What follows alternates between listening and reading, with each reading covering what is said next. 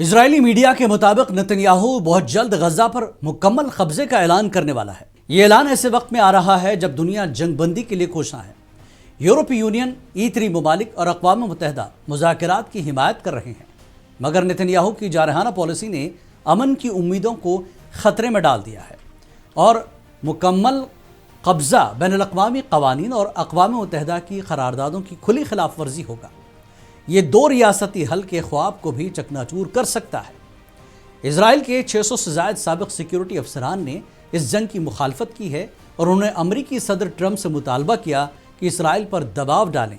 یہ اسرائیل کے اندر بھی پالیسیوں پر گہری تشویش کا اظہار ہے اور کہیں نہ کہیں یہ امید بھی ہے، اور یورپی طاقتیں سفارتی دباؤ ڈال رہی ہیں مگر اثر نہ ہونے کے برابر ہے۔ اور اگر آج کی بات کریں تو 52 فلسطینی شہید ہو چکے، خواتین، بچے، بزرگ اور سبھی انسانی بحران کا شکار ہے۔ یہ جنگ اب صرف سیاسی نہیں بلکہ انسانی سانحہ بن چکی ہے۔ نتنیاہو کی حکمت عملی حقائق بدلنے پر مبنی دکھائی دیتی ہے۔ سوال یہ ہے کہ کیا دو ریاستی حل اب محض ایک خواب رہ جائے گا یا پھر کوئی امید ستمبر سے پہلے نکل آئے گی؟ اقوام متحدہ میں کئی ممالک فلسطین کو تسلیم کرنے والے ہیں۔